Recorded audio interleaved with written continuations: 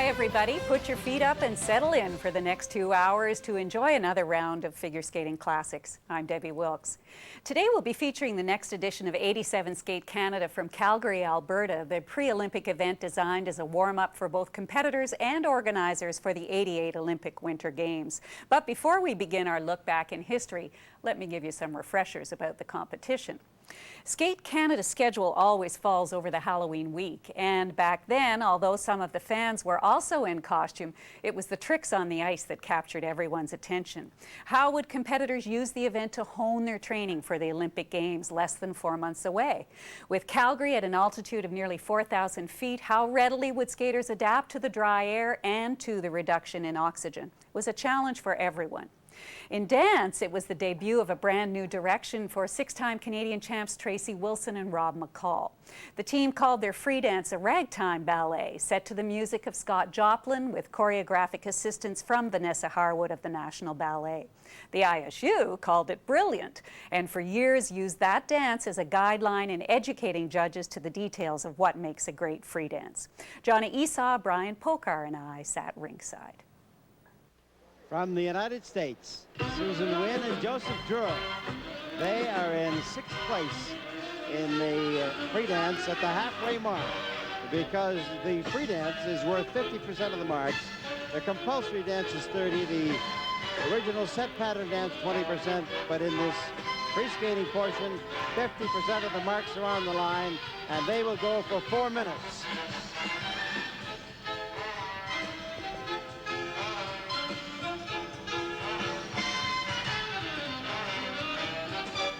Joseph Durer, 25 years of age, and Susan Winn is 22. They were 12th in the world last year and 3rd in the United States.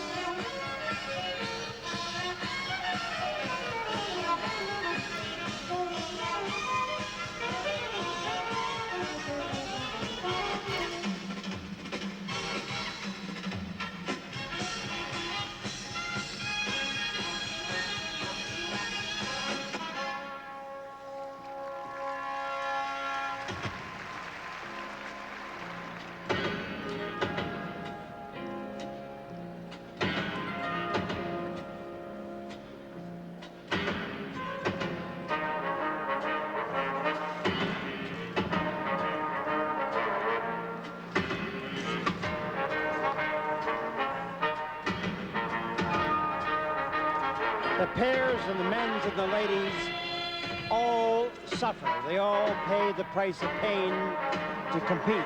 It seems to me that the ice dancers just come and have a ball.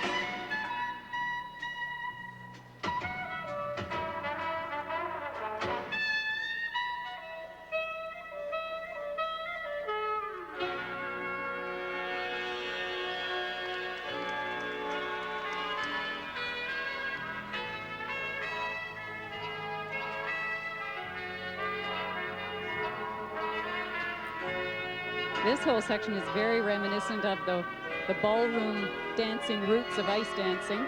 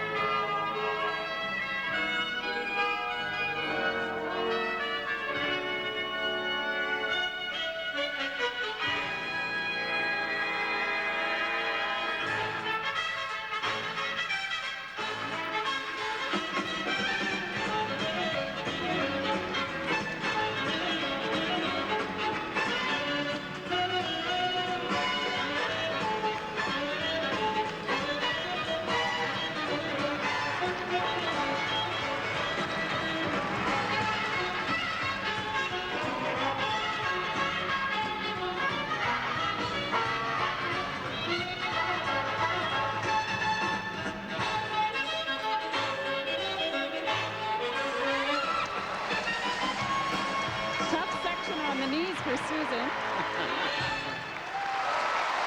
Susan Winn and Joseph Durer from the United States. What a sensational opening. Watching that program, it's something that you would expect an ice dance couple to do. In my mind, it really doesn't challenge the artistic boundaries of ice dance as a Torvill and Dean or a Wilson and McCall would, but that's not necessarily the case in every couple, and nobody has to think that they have to, that's the main goal of their program. This was a very crowd-pleasing program, upbeat, they had a lot of fun with it, and it was effective just the same. One thing about ice dancing is it's the most difficult thing to describe. There just aren't names for most of the things they do. They just go out and do them.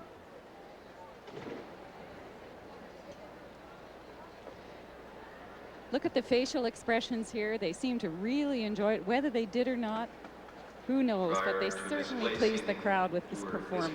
4.9, 4.9, 4.9. They marks for technical merit 4.9. for Susan Winn and Joseph Durer, and you can see them.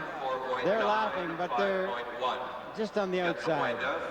Not laughing on the inside, neither is the crowd. They don't like those marks. I think they're much better than that. Well, it was a fun program, but it really masqueraded a rather simple, free dance. Marks for artistic impression. Now the marks for artistic impression, you have a whole series of 5 zeros up to a 5.2. 5.0, 5.0, 5.2. From Italy, Leah Trovati and Roberto Pelizzola. They are currently in 4th place. 3rd in the set pattern, 4th in the compulsory, 4th overall. Roberto is a 29-year-old and Leah 22. And actually they were in the Worlds last year where they finished in 11th place. But this is only the second time we've seen them in competition.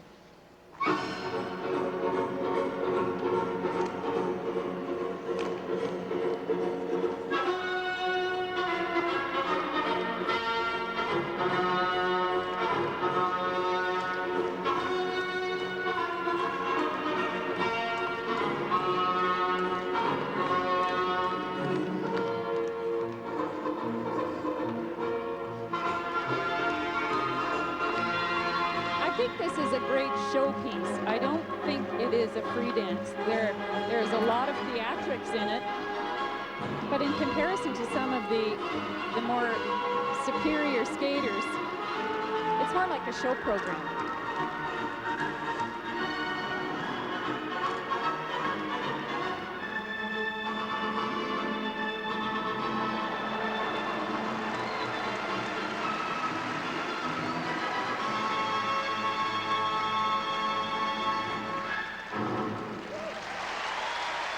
Ria Trovate and Roberto Pellizzala from Italy. Well, Pepe, they move. It was wonderfully enjoyable to watch. They had the theme, the kind of the peasant dance, very cute toy maker and doll routine down pat. But isn't that what ice dancing is all about? Well, Johnny, it is about that, and Debbie is absolutely right. It was terrifically entertaining. They paid a lot of detail to facial expression, the movements of their head matching one another, right down to the hand movements, but it wasn't a very complex free dance. And the difficulty factor is something that you have to watch, particularly when you're comparing one couple against the other. A look here at one of the lifts, which I think is of questionable legality. I'm sort of scanning through my rule book here. There are references to no holding of the partner's skates, boots, or blades. The girl must have at least 1 foot on the ice. Now, whether this is considered a dance lift or not, I think will be reflected in the judge's mark. Dance lifts are allowed. For technical merit. Here come the technical merit marks. This will give you an idea as to whether you were right or whether you were wrong, Debbie. The judges, all except for the French judge with a 4.9, everybody else is in the 5.3, 5.4 range. I think that's pretty good. They're 4th overall, and that's about the range that they saw in the set pattern in the compulsory dances. 4.9, 5.2, 5.2, 5.3. Marks for artistic impression. Well, there are some guidelines. I suppose that the man may not lift if his hand is higher than their shoulder. 5.4. Artistic impression is pretty good. That's high. And Mark's range put 5.3 to 5.5 for Trovati and Pellizzala from Italy. Sharon Jones and Paul Askham from Great Britain. They've been in the World Championships twice. Haven't been able to crack the top 10 yet, but I think that they're on their way. As in all ice dancing, it takes a long time to crack the top 10. I think you're going to like what you're going to see, including the shocking pink or the shocking salmon costumes. Isn't it a gorgeous color? It is just vibrant in this building. Skating to the beautiful waltzes from Richard Rogers.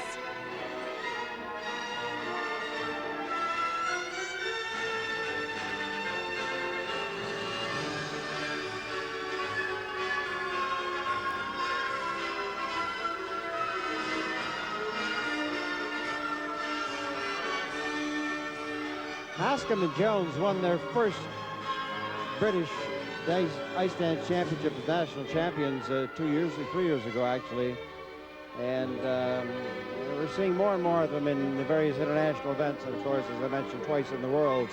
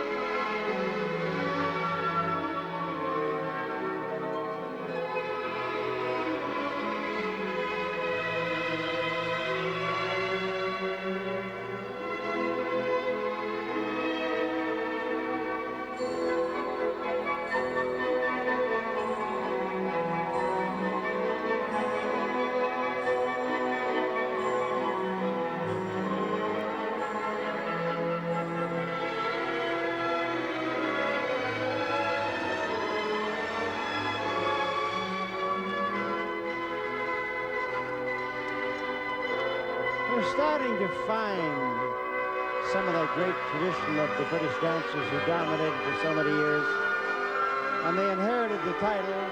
They succeeded, I should say, as national champions when Torvill and Dean retired after winning so brilliantly in 1984. Probably giving us the greatest performance on ice, certainly in my time and maybe in history. This couple, as successors of Torvill and Dean, were wise not to fall into the trap of trying to be a replica of Torvill and Dean. This free dance is very grand, totally entertaining, just like watching an old movie with a dance sequence in it. And I think instead of trying to do all the intricate movements, just having the long flowing edges and the waltz feeling was a very smart move. I'm totally entertained.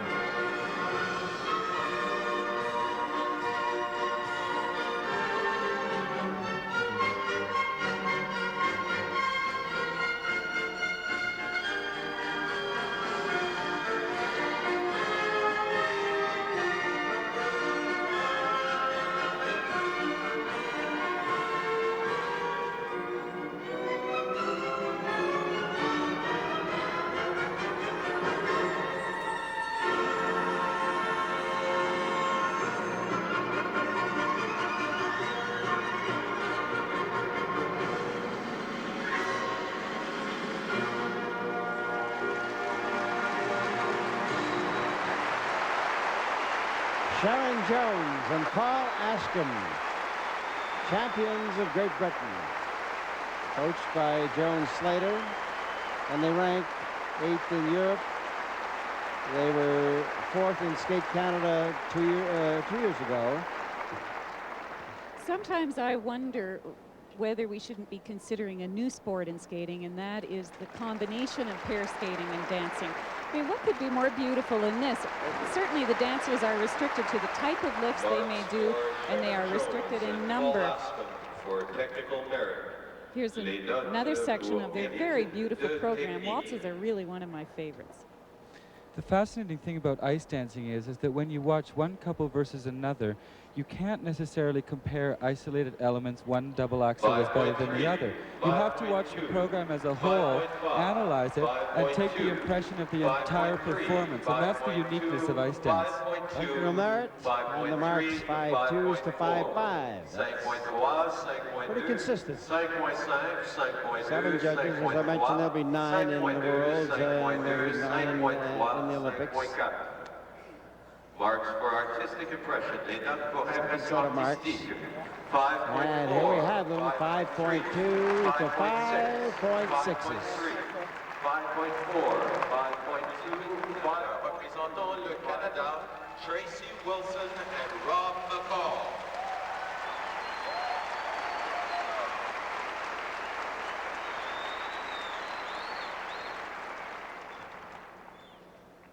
Canada's champions, world's bronze medalists.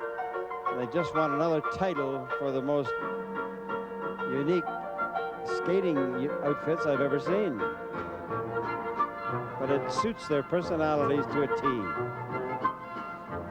The black, Tracy's black legs is a very uncommon thing to wear for competition. A lot of the girls wear them during practice, but we don't see black legs very often in the events. Before they go any further in this program, I just want to point out the intricacy of their steps. They are known for that. I talked about consistency, creativity. They never fail to surprise you with something new, but it's always very intricate program.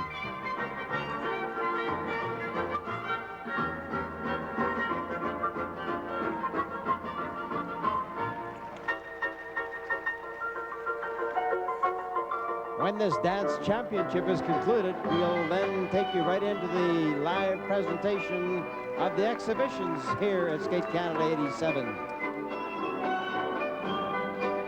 Wilson and McCall have led from start to finish.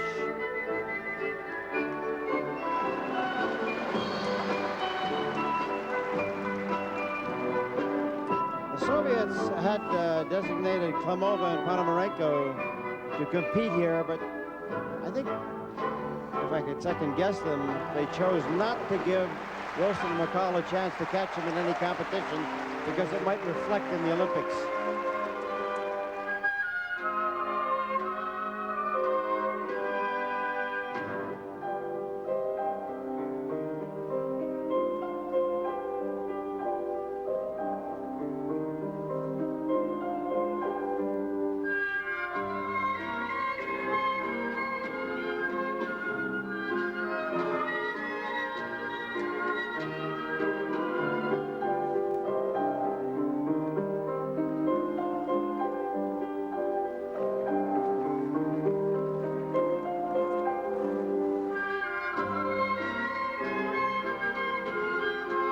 Watch the number of turns, Brian, as you mentioned, the intricacies, the number of position changes, how gently they move from one to the other.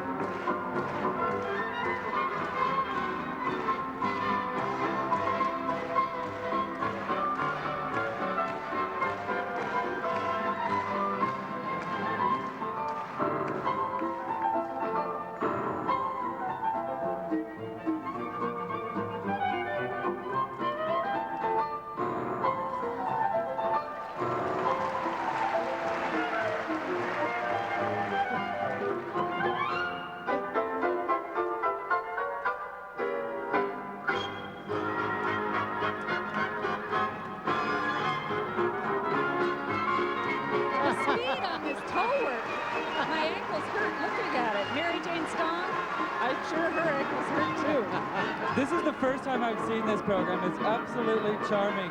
It's unlike anything they've ever done before. The intense rock and roll or the Duke Ellington. Such a departure from anything they've done. And it's fantastic. Standing ovation. Beautiful. You feel just like you're a kid again when you watch them skate. You feel like you're...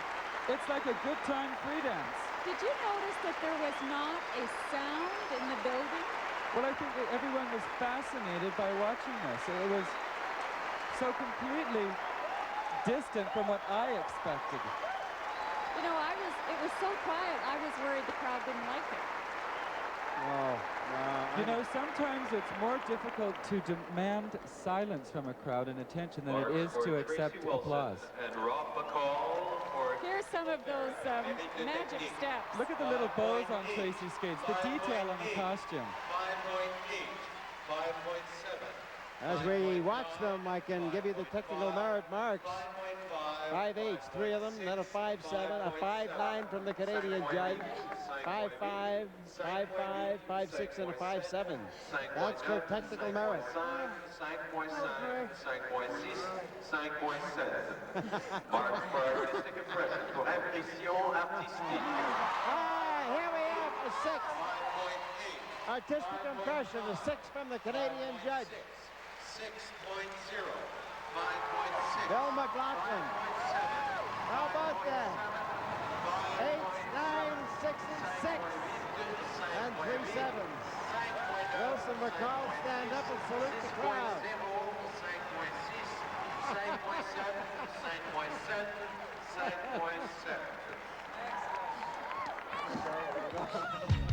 Oh boy, State Canada 87 will be back in just a moment. Catherine Beck and Christoph Beck from Austria. They are number 2. They are the ones that have to try to catch Wilson and McCall. It's a very difficult task, almost impossible task, but we're going to have a lot of fun watching them try. They're very good. They're second right across the board.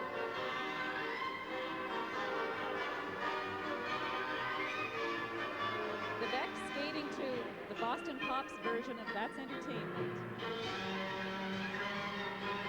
The Becks have been champions of Austria for 4 consecutive years.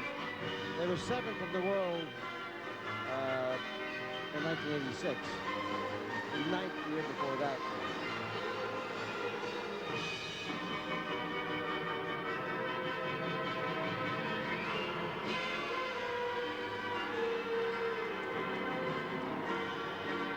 Ice dancing has really finally found its day under the sun. In 76, it was accepted as an official Olympic event. And I give 2 people credit for that. Dr. Elmer Chertak of Budapest and George Blunden of Calgary. 2 people who worked so hard and so long to make ice dancing recognized as an official sport, as an official competition. It's now often the most successful and popular event in any skating championship.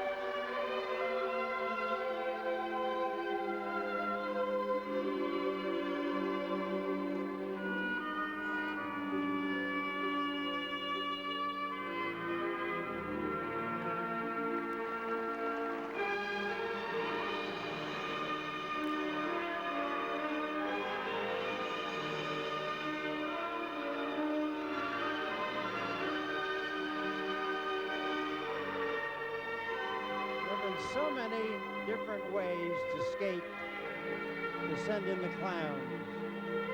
This is a very, very unique way. Did you see at that point how much her facial expression changed from the song to song? That is something that the single skaters could take a good lesson from the dancers. The total performance quality of ice dancers versus the difficult elements in the single skating.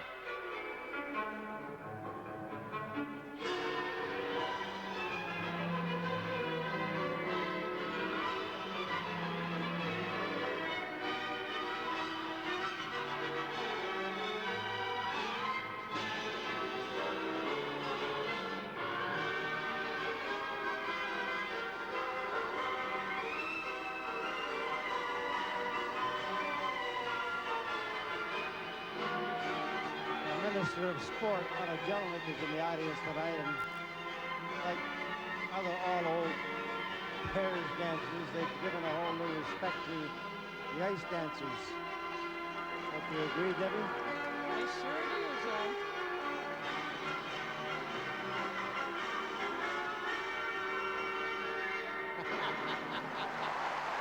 Very good, very good. A lot of fun, great entertainment, and great talent. 21-year-old Catherine Beck, 23-year-old Christoph Beck from Austria. We seem to be having many more occasions of the dancers kind of laughing at themselves. Great comedic representation. I think that's very hard to do. This free dance was very, very clever, and it really capitalized on the choice of music, the personality of both of the dancers. It's reflected in their movement and their facial expression. And I think that that is something that is so important when you choose to do a free dance like they did, is getting the character and the flavor of the music across in the choreography. One thing that's interesting to note so far is that Trovati and Pelizzola from Italy have moved ahead of Jones and Askham of Great Britain, which is, I thought, is a bit of a surprise. I think indeed it is. They are relative newcomers to the international scene. 5.7. Look at those sevens. 5.7. Technical merit. 5.6. Austrian judge with a 5.3. That's Australian. Right. That's not Austria. That's Australian. 5.3, 5.7, 5.7, 5.7, 5.6, 5.5, 5.7, 5.6. Marks for artistic impression. Back and back, artistic impression, and we have the 6s and 7s with 1-5 thrown in from France. 5.7. Dernier concurrent, representing Canada, représentant le Canada, Karen and Rod Garossino. The very popular Garossinos from Calgary. Karen Garossino, Rod Garossino, they're in 5th place. And they've gone after a long period of time of theme dancing to a whole new presentation.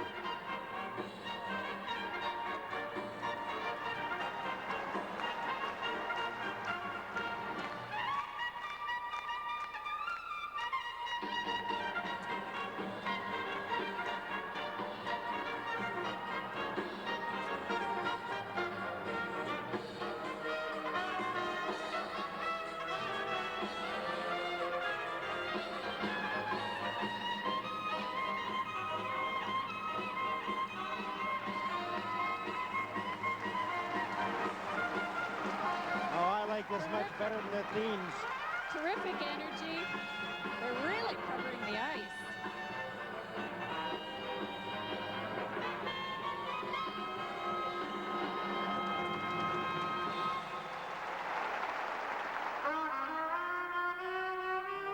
Well, they should get back tonight what they didn't get when they were undermarked in the set pattern in the compulsory dances.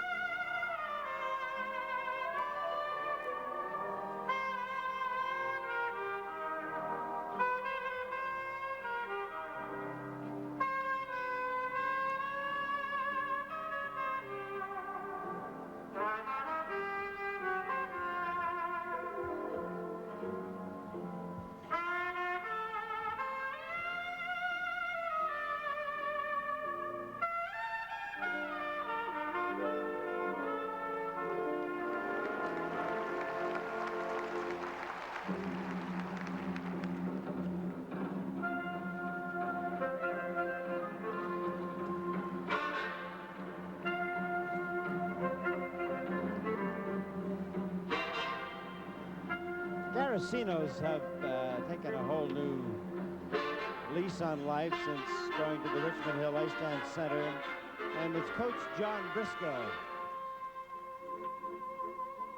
He's brought about this whole new change.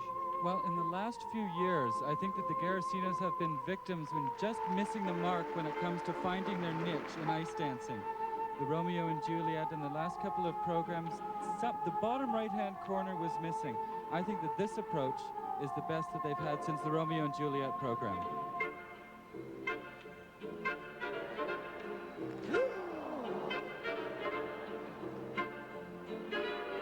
That hurt. Oh. It just looked like Rod caught Karen's foot.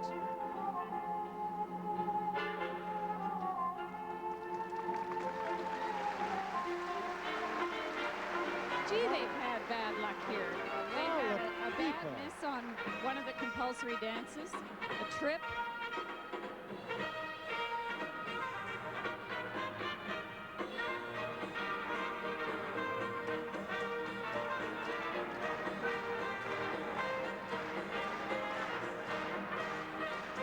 Oh, that's so...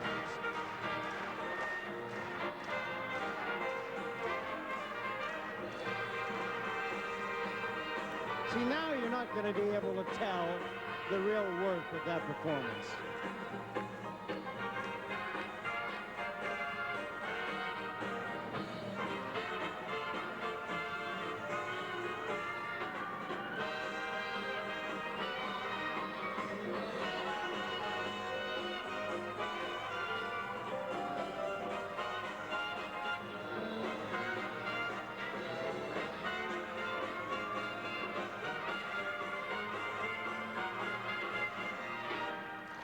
Okay, gang, let's bring them home.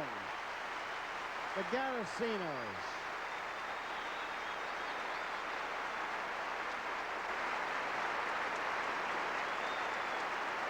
Boy, that was a tough one. I think it almost looked like it knocked his wind out of him. It took him quite a few bars to get back into the music. It knocked me right in the pit of the stomach when I saw that. Yeah, it was just one of those fluky things. Here's a look at the steps leading up. Let's see what happens.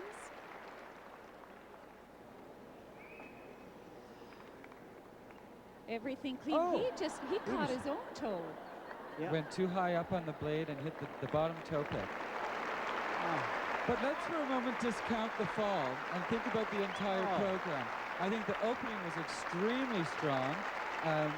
The ending, they were really good troopers to make it through. They came back with the energy they needed to finish the program. Overall, I think the approach was good. I think with just a little more practice, it could be a little bit smoother. But other than that, I like the free dance. Watch his right foot, the toe pick. There. 5.0, 5.0, 5.5. Marks for technical merit for the Garossinos is still all over the 5 mark, except for the 4.8 from Czechoslovakia, up to a 5.5 from the Hungarians, who usually are pretty good judges of skating, dance skating talent. 5.4, 5.4, 5.1, 4.8, 5.0, 5.0. Oh, I feel so sorry for those kids. Oh boy, Rod. Show us your spirit. 4.9. And now we have the marks ranging from 4.9 to 5.4 for artistic impression for the Garossinos. 5.0, 5.2. The official standings for the dance final: Wilson and McCall in first, Beckenbeck second, Trovati and Pellizzula in third place, Jones and Askham fourth. Garossinos held on to fifth, Winn and Durer from the United States in sixth position. But the people who had so much fun out there, I don't know if you had more fun than we did. You looked like you were having a ball. Well, I never thought that it would be actually that much fun. And once we got through the first piece and, you know, got rid of some of our nerves, we just sat back and enjoyed it. And the audience was right with us. It was a lot of fun. And it's more fun now, let me tell you. Thinking about going through a performance like that and having skated it without any flaws, for us, it's the best we've skated even in practice. How long did you work on this program? When did you put it together? We picked the music at the beginning of the year in January, and we started choreographing it in May. We had a couple of weeks, and then we had our time off for a month, and then we went June just full tilt. It was so dry out there that the Australian young lad, he passed out. It was so dry. I had to give him oxygen. I know, we're here drinking our juice. And It takes longer. Congratulations. We'll see you at Canadians, see you at the Olympics, and thanks very much. And now, this is Johnny Eason. Welcome back to our coverage of 87 Skate Canada from Calgary. You know, getting a ticket to the men's competition that weekend could have cost you your firstborn. With the hype soaring, the press coined the event the Battle of the Bryans. 2 world champions, both named Brian, were seated at the top of the competitor list. American Brian Boitano was world champion in '86, losing the title the next year on home ground to Canadian Brian Orser. Ironically, Boitano had been remade by a Canadian choreographer, Sandra Bezic, and Orser was doing his finest work with the help of a German choreographer, Uschi Kessler, who lived in the States. At that point in his career, Orser was leading after the short and had not missed a short program element in 8 years. It was the making of a great story, and the competition in Calgary was just phase 1 in a thrilling ride that would last all season. Let's hop on board. Makoto Kano, silver medalist from Japan. Makoto is 8th, but in the short program he was 4th and was spectacular. We're really looking forward to this long program of 4.5 minutes, which is worth a total of 50% of the marks, because he could move from that 8th position. Oh! Triple axel jump. Very bad lean on the landing. Couldn't hang on to the edge. In fact, Makoto was one of 3 skaters out of the full field of 24 in both ladies and men who did clean short programs. Triple lugs. Wow. The strange part of it all, Debbie, is that all of their problems are happening in the first 30 seconds or 45 seconds of the programs. Everyone seemed to be loading the combinations as the first series of elements. Some skaters find that good, some find it very difficult. You don't get a chance to work the bugs out. A triple flip jump. Now he had even worse lean than the triple axel, but for some reason he was able to hang on to that landing. I think it was just sheer strength that said, I better land this one.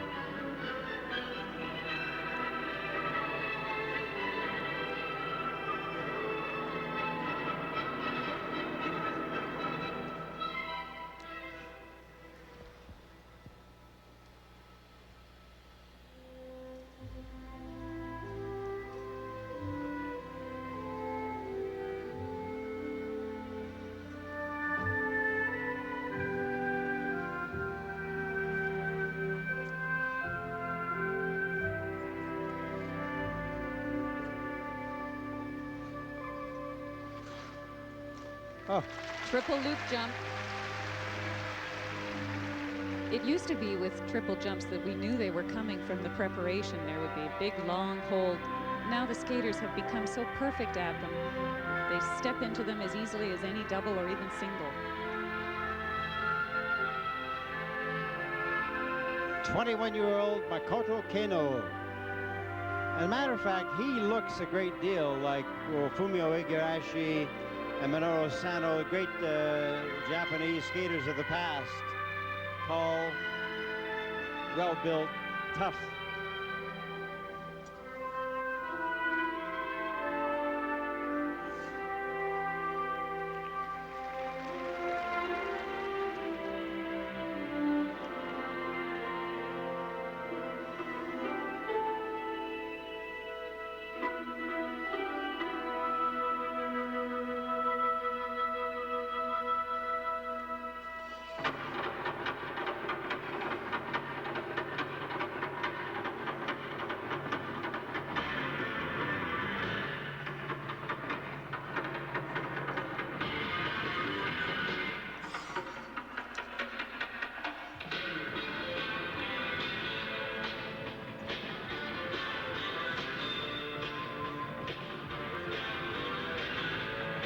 It is recommended that every free program have at least one identifiable pattern of footwork. Makoto chose at that point a circular sequence, which was very interesting.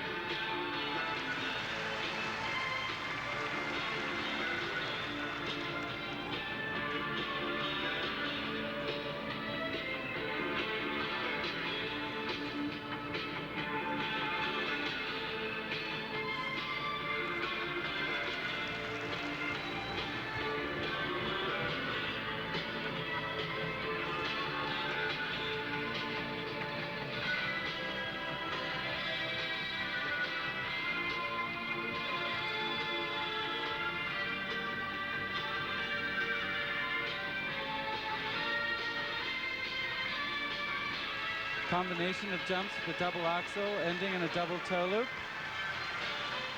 Into a weak butterfly to finish the program. But 4.5 minutes is a long time, and Makoto had a lot of triple jumps in that program. He got over his troubles early and gives us a grand finale. Makoto Kano from Japan. Except for that one major mistake.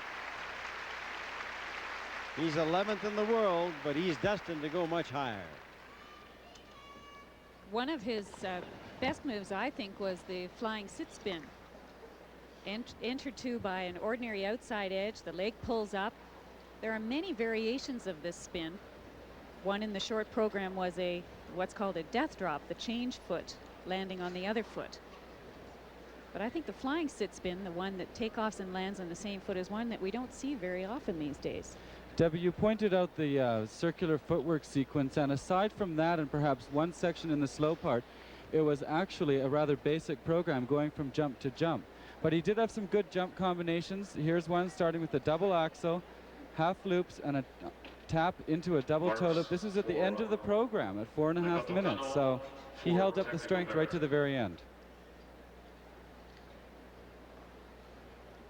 The marks for technical merit still should be pretty good for Makoto, because even though he did have that problem at the the first 25, 30 seconds, he's all up in the 5-1, 5-3, 5-2, 4, 2, 3, and a 4 range, and that's for technical merit.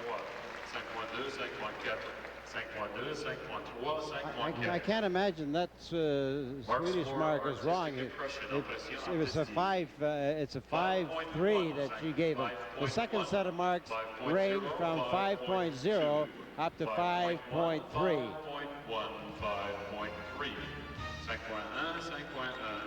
Skate Canada 87 continues in just a moment. We're back at the Saddle Dome in Calgary, Alberta. It's the men's free skating final. It's the championship, and it's Halloween night. The ghosts and the goblins are all out. That looks like Oliver Babrad. Everybody has their tricks and their treats, and they're all going to go out after the free skating competition for their treats. But here are the tricks. Kurt Browning from Canada. And don't be surprised if he winds up throwing a quadruple into this one before it's all over. This young man is an outstanding skater and a tremendous prospect. 15th in the world, but destined to go much, much higher.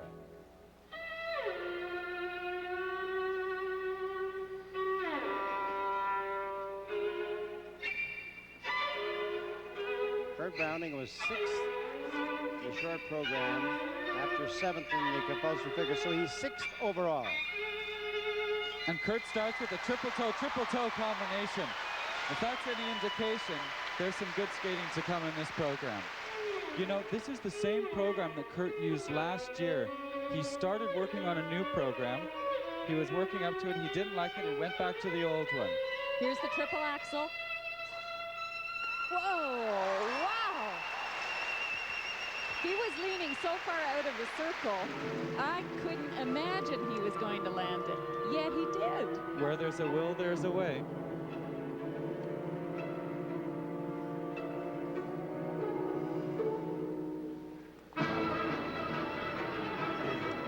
The 21-year-old heir apparent to Brian Orser.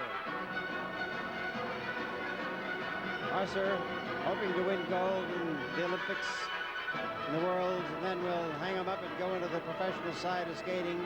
And this is the young man who was expected to take over, and he's moved up into 2nd place so very rapidly.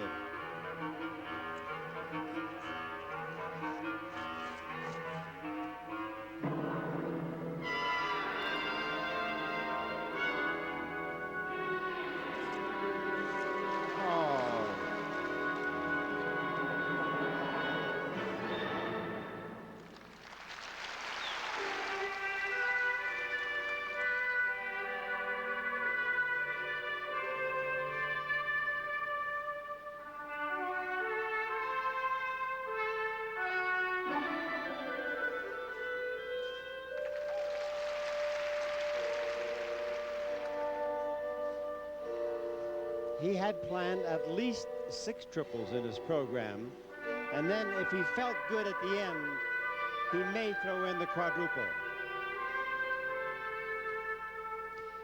I find the whole program tremendously refreshing. The cowboy theme, the very Western attitude, as well as being so appropriate for Calgary.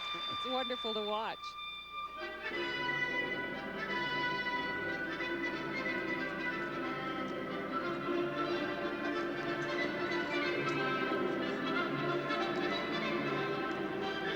After the circular footwork, we have an attempted triple flip coming up. If he plans a quad, it will be following the triple flip. Getting prepared for the flip.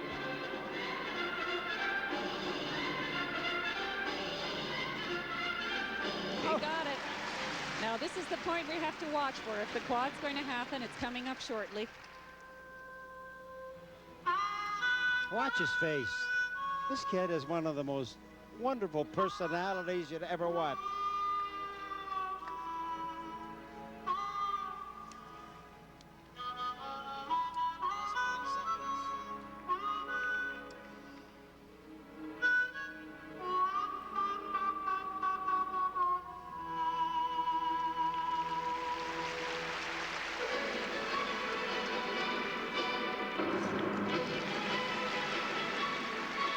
2 double axles in a row. But not a third.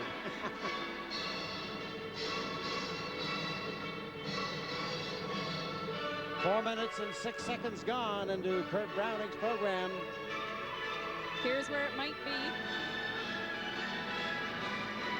Oh, good try. Good try. Almost.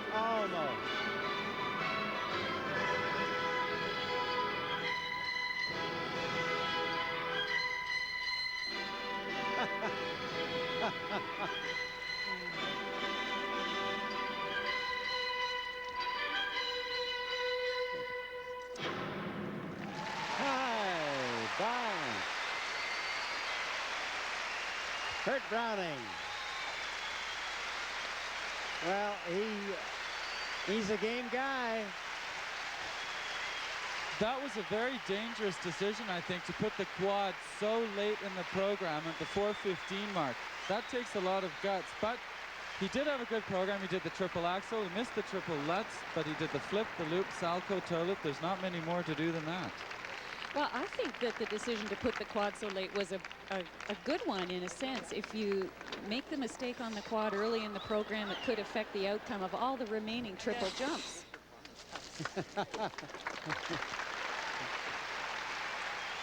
Let's have a look and see what we've got here. Triple salchow jump, rotated into the double loop. He's so light and bright on his feet. Okay, let's have a look at the quadruple toe. He starts on the left foot, steps over to the right, backwards takeoff, and 4 revolutions. He lands here on 2 feet, not quite completing all 4 revolutions, but a courageous attempt. Kurt Browning is so close. We have yet to see a quadruple in competition successfully. Here's his marks. And this is for tactical merit. 5-6, 5-4, 5-4, 5-5, 5-3, 5-4, and a 5-4.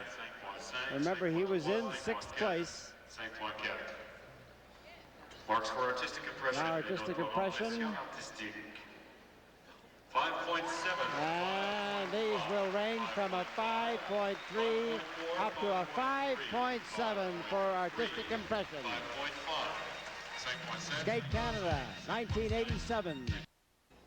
Neil Paterson, who was our silver medalist in Canada, then Kurt Browning overtook him, and he has it. On certain days, Neil Paterson has it, and he says he's going to stay with it until he does it.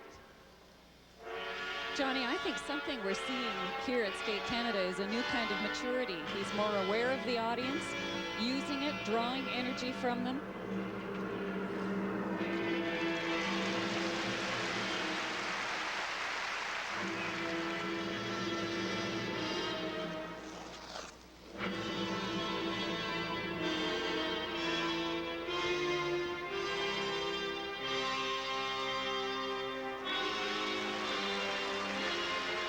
You saw briefly for a moment in that shot the bank of judges as they're at the side. And here's Neil's attempt at the triple axel jump.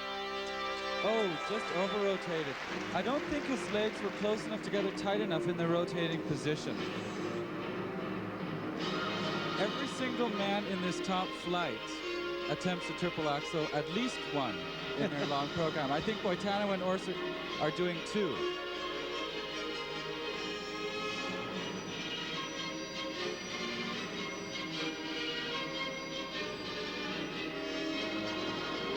We'd like to remind everybody, a year from today, we'll be back in Thunder Bay.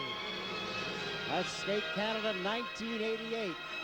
The Olympics will be history, and it's Skate Canada to start off another great year of skating on CTV. That'll be in Thunder Bay next October 25th.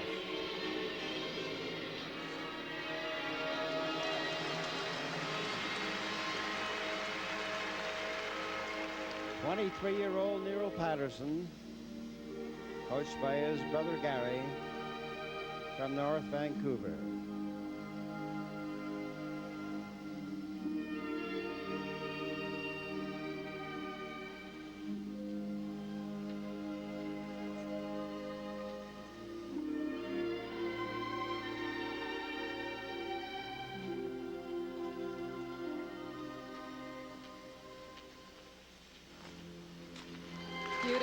Beautiful Salchow.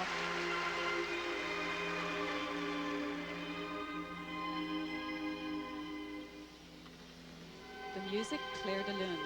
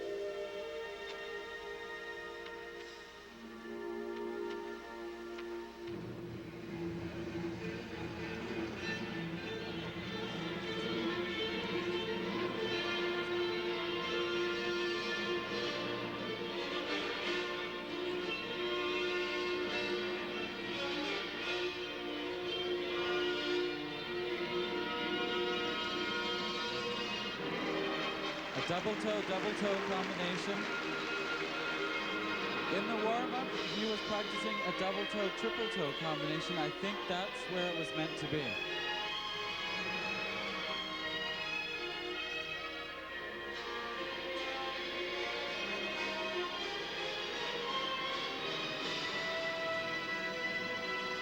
We saw briefly there again the row of judges. You'll notice in front of them, if we ever get a full shot of them, they do have pieces of paper which they must record each skater's performance on, including all of the elements, their impressions, in order if they are ever criticized or must officially back up their position, they have documentation to prove why they judged the way they did. You know, this past year, our Canadian national team and other kids have done well around the world. We won a total of 11 medals.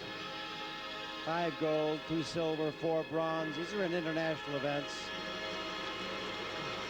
And Neil Paterson has contributed to that. And here he has completed Skate Canada. He was 4th in Skate Canada for the last 2 years. 4th in Canadians last year, but he's certainly capable of coming back and making that top medal podium. Well, now, Debbie, you were mentioning that the judges marked down on a piece of paper the elements. If I were judging, Kurt Browning is now in 5th place because Richard Zander of West Germany has dropped out. As we watch here, the double toe combination of Neil. Neil did not do a triple axel, a triple Lutz, or a triple flip, or a triple loop. And this is something that the judges will be marking down in comparing the other skaters to his performance. One of the very best tricks that Neil attempted today was the death drop spin, the very last spin in the program. Very high, a nice layout in it, and quickly down into the sit spin with very fast and very good rotation. I like very much the way he really attempted to present the program well. Even though he was having a few problems, he kept up the stamina, kept flowing. And I particularly noticed that earlier in the short program. And I do agree with you that he has improved. Oh, but you see the marks. First marks for technical merits. They pulled him down. The 4.9 shows it. Then the 2, the 0, the 4.8, 5.1, 5.0, 5.2, and got to make him finish. This is for artistic impression, and these will be a little bit higher. 4.7, string of 5 zeros, 4.9, and the 5.0. 5.0, 4.9, 5.0, 4.7, 5.0, 5.0, 5.0, 5.0, 4.9. Now waiting to go. It's Brian Boitano. Former world champion, Brian Boitano. The next competitor representing the United States, Brian Boitano. Brian Boitano has been waiting for this moment. He came up here. He wanted a shot at Brian Orser on his home territory.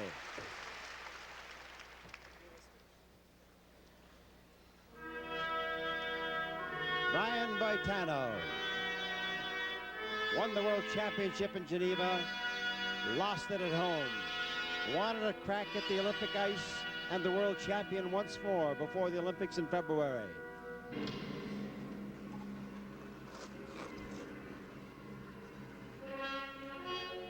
Watch this opening jump, a triple Lutz. but the hand over the head, and that is so difficult that nobody else in the world does it. What makes it so difficult is that as soon as the body is out of position in any way, including the arm over the head, the rotation is much more difficult to control. Here comes the triple axel preparation.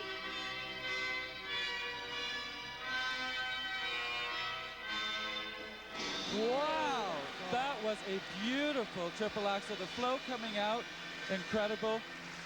So good, he could easily pop a double toe loop after that, the triple axel.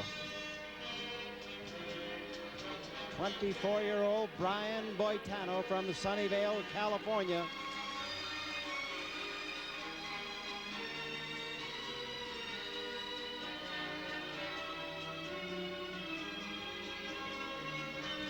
I really feel Boitano has changed his image this year. He has gone to the more classical, simplified lines, and it accentuates his beautiful, beautiful skating technique. I always had the feeling he was trying to be somebody else when he skated before. This program was choreographed by Sandra Bezic in Toronto. And that name, Sandra Bezic, keeps coming up, and it's sort of her stamp on a program, you can tell, particularly in a section like this with the back edges and 3 turns and loops.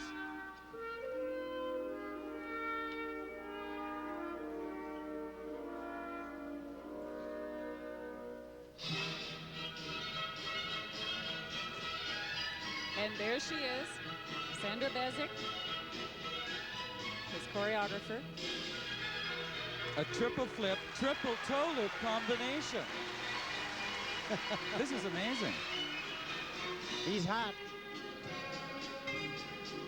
We have Victor Petrenko from the Soviet Union, who's also an outstanding skater, and then Brian Orser will run the anchor leg.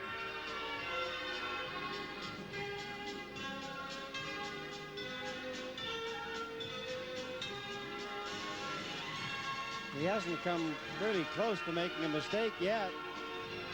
And he has another triple axel planned.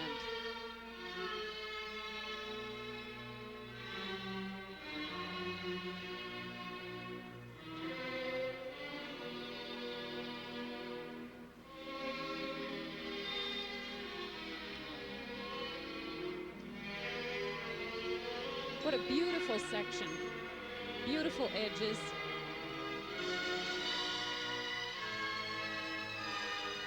Here's the next triple axel.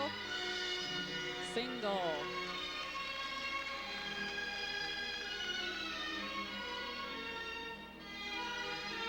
I think he had everything else so well in place that he wisely, as Linda Lever's coach looks on, decided not to do it then.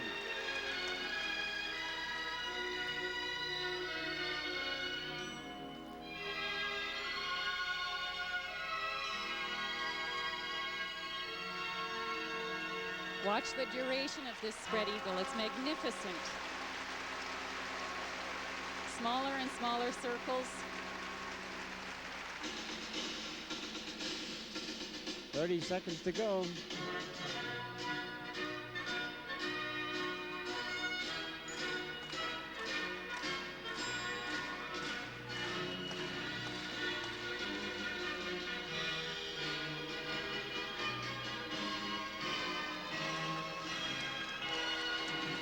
Two splits. Finishing with a double axel, very strong program. You know, that's a better performance than he gave in Geneva in 1986 when he won the World Championship.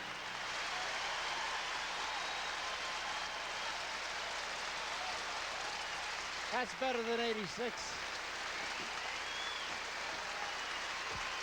Linda Lever walking by, she's just so ecstatic. Take a look over here. And so well, look at the look on Brian's face. He knows that that's a good performance. You know, the first time I saw that program, I wasn't sure about it, but tonight Brian rose to the occasion. He showed me and he showed this crowd of 10,000 people what it's supposed to be like. Very classic. Thousands here at the Olympic Saddle Dome, a standing ovation, so well deserved. Watch this. Well, you know, although Sandra did the program, Mary Jane Stone, Tracy Wilson, and Bob McCall's coach chose the music. I think it's a wise move to work in the direction of changing his image to the classical look. Here, let's have a look here. Believe it's the triple axel. Watch the flow on the landing. Nice and solid, right into the double toe loop. And no quivering any which way. I think Brian has never had a program before. You know, this is the first time I can honestly say it. The traveling camel spin, tapped into the Arabian, solid all the way. If these aren't all 7s, 8s, and 9s, there's something wrong. There we are, 5/8 and a 9. 5/8 and a 9 for technical merit. As we said, he hardly made a mistake. At least it wasn't discernible to us. You know, Sandra Bezic had some doubts about when she was asked to do the program, should she do it? She said, am I, you know, leaving Canada? Am I picking favorites or what? Hard decision. It's all for the good of skating. Now, for the second set of marks, 5-9, 5-9, 5-8, 5-8, 5-8, 5-8, and a 5-9. Well, obviously, Boitano's in first place, and we have to wait for 2 more. 18-year-old Viktor Petrenko from the Soviet Union. He was 6th in the world last year. Tremendously talented young man.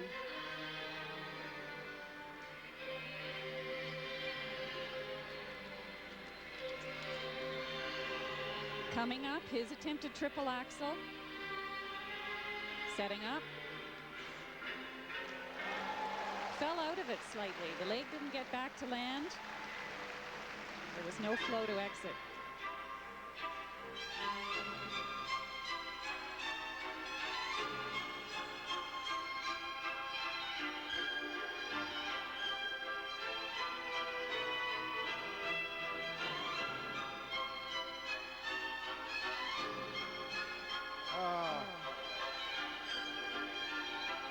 And on the triplets, very strange. He seemed to stop dead when he landed. The ankle caved over.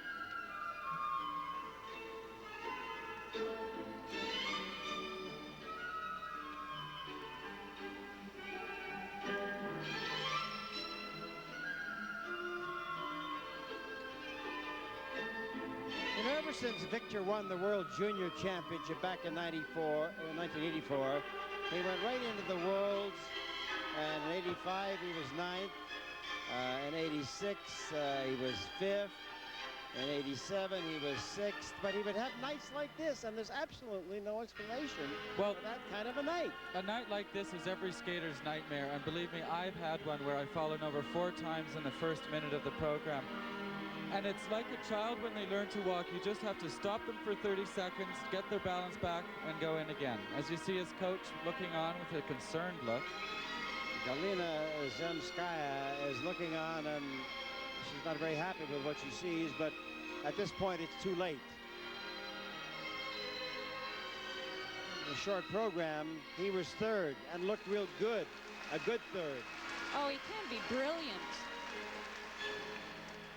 I really think these top 3 fellows, the 2 Bryans and Petrenko, are the 3 best free skaters in the world. Even better than Fadiev? Yes, I think so.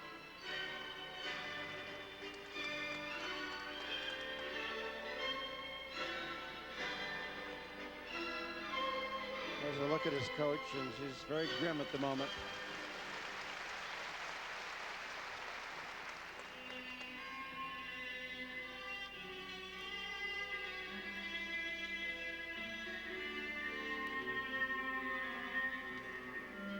You know, when you think back to 1973, the very first Skate Canada right here in Calgary, and you think of all the people we had to look at maybe for the first or second time, and then you think of what happened to them later on.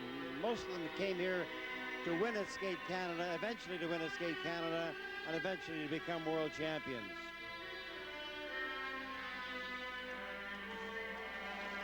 You with moves like that.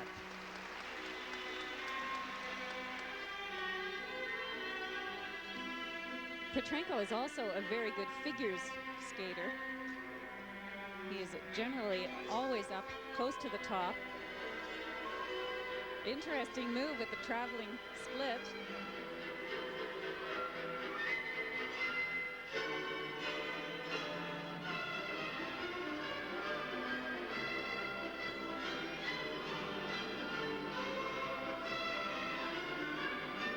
A lot of the discussion here at Skate Canada has been about the proposed elimination of the competition in school figures.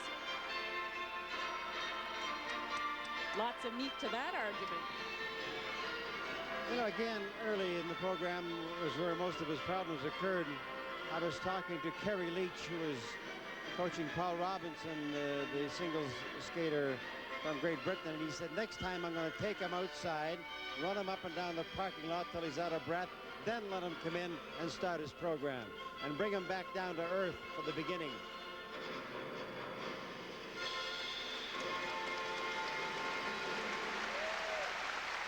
Victor Petrenko from the Soviet Union.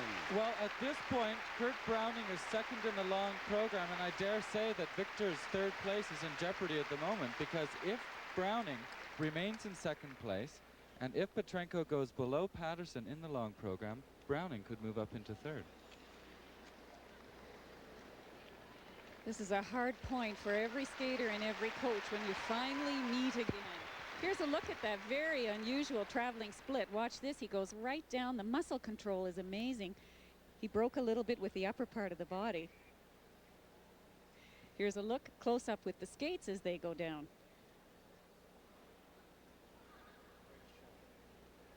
It's a terrific shot. Great shot. Well, you know, we're fortunate this week that in getting ready for the Olympics on CTV, we've put together our crew with Cam Rourke, who usually does it, along with Dave Grigg from our crew, and along with Ralph Abraham, who was with CTV for so many years before going to ABC, and then Doug Wilson, who's produced most of the programming for ABC Sports since about 1910. Certainly the skating, and he's here with us. So with a combination of all these people, you're getting these kind of pictures and these kind of stories. You saw those marks, 5-1 to the 5-5 of the first set of marks for technical merit for Petrenko, and then the artistic impression will follow, and we have in here the 5.1 to a range of 3, 5.5. And so from here, we're going to go to the man we've all been waiting for, and that's Brian Orser. Orser's out there warming up. He looks very calm, cool, and collected, and he's got a program that, well, it's got every triple in the book, including two triple axels. Well, he needs a string of 5/8 and 9s, both for technical merit and artistic impression.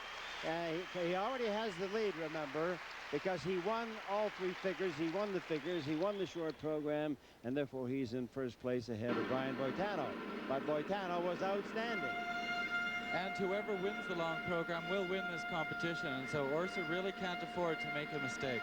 That's right, he must not make a mistake. Oh! Absolutely perfect. Triple Lutz once again from no preparation, 2 cross cuts.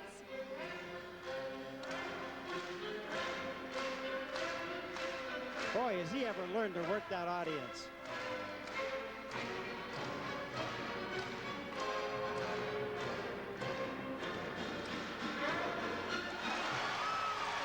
Triple axel double tulip in the same place that Boitano did his, and just the same quality.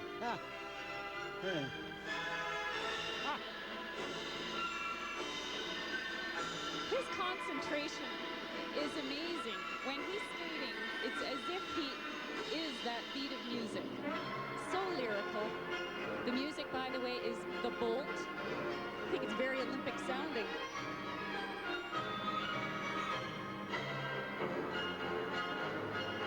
Seven-time Canadian champion.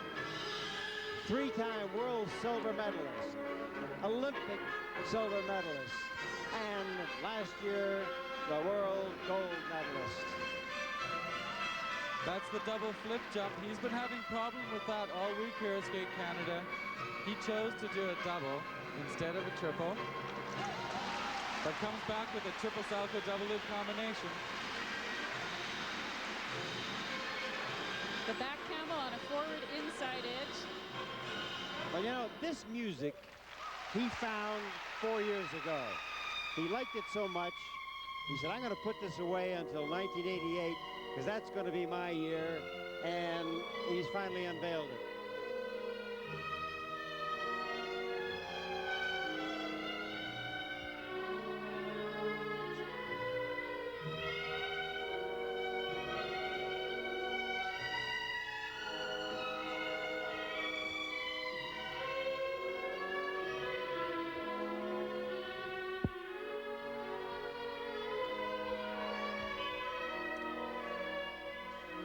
Wow. That triple loop had a terrific lean on it, but you see, there's the determination that you said earlier in the program, Debbie. He knows he can't afford to make a mistake, and he's going to land these jumps. There's his dad.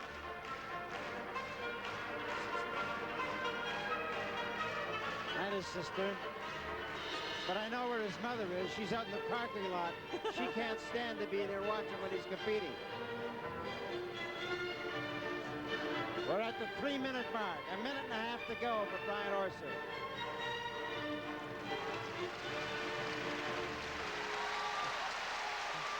'25-year-old world champion.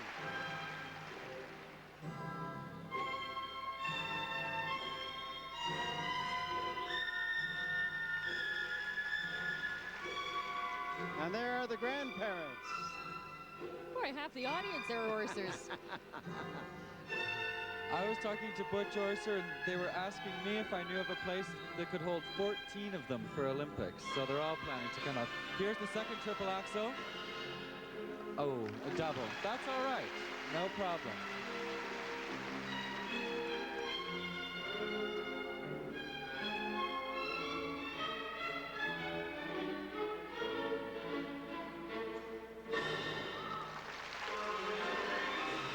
Here's the Orser gallop.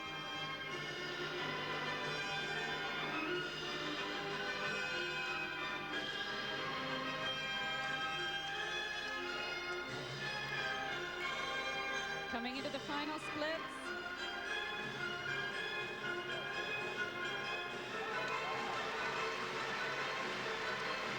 It's what he does with every landing. It has a character of its own. It's not just a jump, it's a whole movement.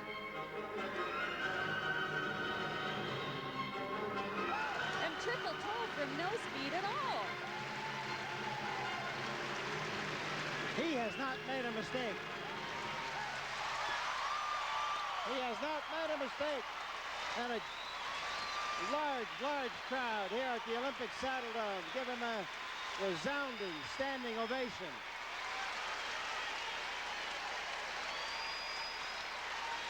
And for the first time, as his beaming father looks on, I think we're going to see sixes on the board.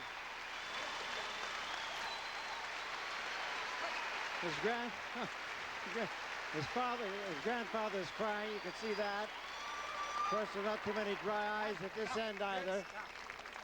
Doug Lee is coach. Absolutely wonderful. You took the challenge from Brian Boitano at a pre-Olympic event. You came through with a perfect program. How do you feel with your first taste of the Calgary Saddle Dome? I have a great feeling. I'm just looking forward to February. Will skating here in a pre-Olympic event change your approach for the Winter Olympics? I think slightly, mostly with training. The feeling of having it very warm and dry. We've learned from this, and we'll take it home and we'll train for that. Well, congratulations on a great performance. I'll let you catch your breath, and we'll be right back with Skate Canada in just a minute.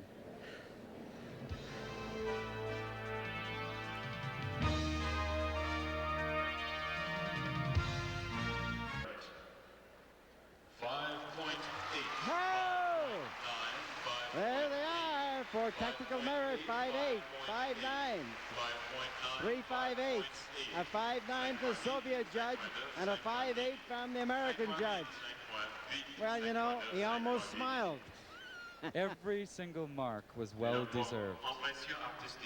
Well, artistic impression has to be just as good. There we go. The 5.8, the 5.9s across, and the 5.8, that'll do it. Brian Orser has won Skate Canada. He won every competition with Brian Boitano running in the 2 spot in every part of the competition. Skate Canada 87, senior men's final. Now it's all official. As you see, Brian Orser is the champion. Brian Boitano is second. Victor Petrenko of the Soviet Union is third. Kurt Browning of Canada moved into fourth. Neil Paterson fifth. And Kano of Japan is sixth. And now we have the man who's with us, the happiest guy in the world right now is Doug Lee from Mariposa, Aurelia, Barrie, Penitentiary. Listen, tell me about that second triple axel. When do you think he decided to take it out? John, he decided on the moment he was coming in. I think he was on the verge of almost exhaustion. It was so hot out there tonight that even after the warm-up, we had to try to cool him down out the back. No kidding. He really felt the heat tonight. But he never made a mistake out there. No, the program was fabulous, and what a week of being able to come out with 3 figures, a short program, and a long program. I mean, it's so exciting to be ready for February. Will he change? Is this it for February? This is our long program, and obviously it'll be spiced up a little more yet, so. Okay, good luck. I don't know about you, but I'd say both those Brian programs were 2 of the finest pieces of choreography ever. And if you think about it, Orser's missed triple flip at Skate Canada could be seen as a strange foreshadowing of the outcome of the Games, a missed detail that possibly cost him a gold medal 3 months later. And waiting not so patiently in the wings, a young upstart named Kurt Browning, who at the '88 World Championships would take his place in history by landing the first quad. As we sign off Figure Skating Classics for today, we thought you might enjoy a couple of exhibition performances from that year's Parade of Champions. Some wonderful skating, including one special emotional highlight, Brian Orser's signature piece, The Story of My Life. A little warning though, you might need a hanky. I sure did. Enjoy. We'll see you next time. Canada's own Brian Orser. Here is the best individual skater in the world. He made it the hard way. He had to make that long climb. He had to fight off Scotty Hamilton for so long, and then he had the big challenge from Brian Boitano, and he took that and beat it. Sabobchik and Fadeev. Now it's Orser alone on top. And Johnny, this selection today is the story of his life, he says, about the audience. Of my Listen. life is very plain to read. It starts the day you came. It ends the day you leave. The story of my life begins and ends with you. The names are still the same. The story's still the truth.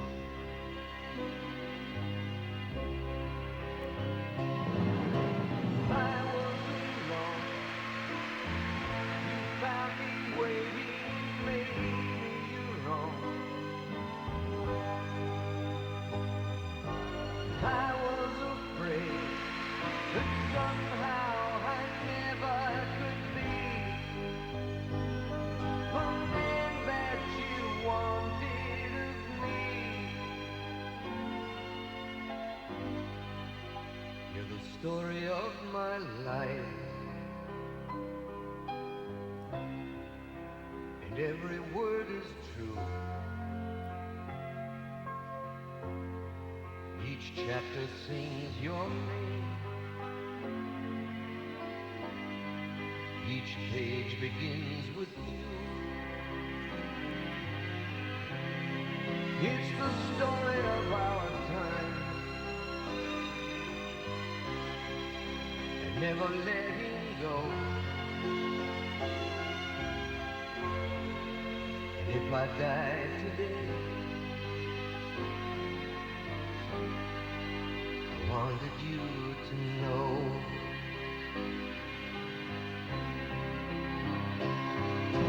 Stay with me here, share with me, care with me, stay and be near. And when it began, I'd lie awake every night, just knowing somewhere deep inside that our affair just might rise. The story of my life, it's so very plain to read. It starts the day you came and ends the day you leave.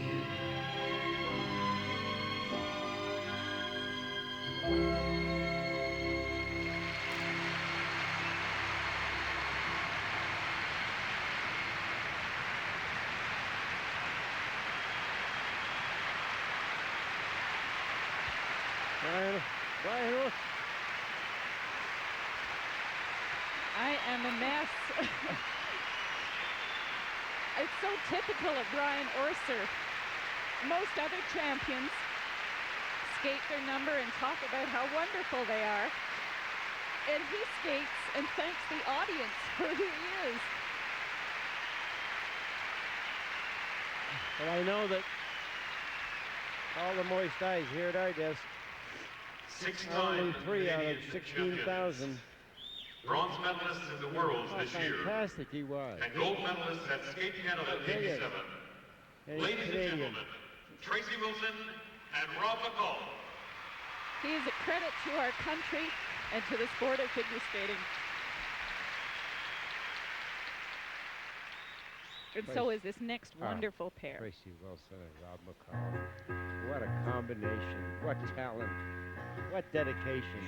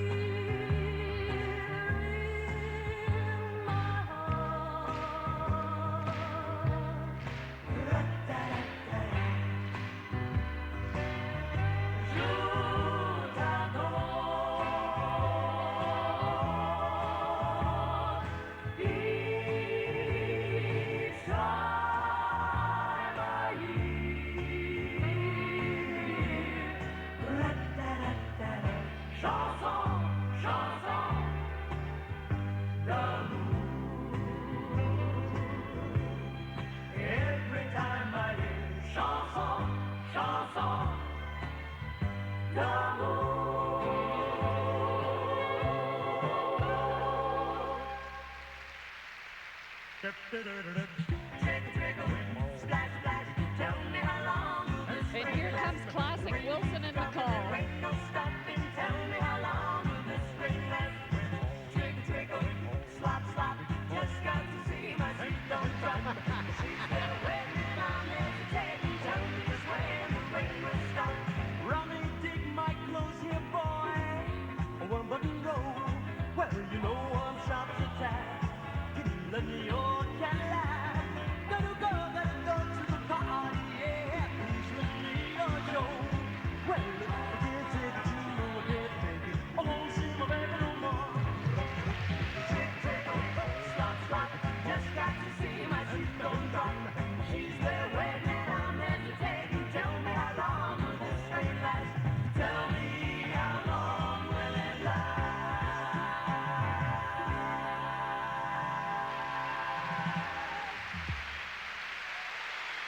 Tracy Wilson and Rob McCall.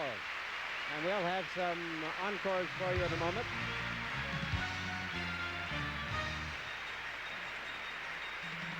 Skate Canada will continue in just a moment. Elizabeth Manley from Gloucester. Now, I guess in the exhibitions, Debbie, she won't be quite as pumped up to start with as she usually is. Well, certainly the atmosphere is much more relaxed. You're not scoring any points. Dormez-vous, dormez-vous, sonnez les matines, chante, chante la vie, le bonheur, les pays, sois le rêve charmant des tout petits enfants. Que ta chanson soit jolie comme un premier baiser. Fais que les grands se croient petits et les petits des grands chantent, chantent la vie. Sing our song, sing out loud. Sing out strong, sing of good things, not bad. Sing of happy, not sad. Sing our song, make it simple.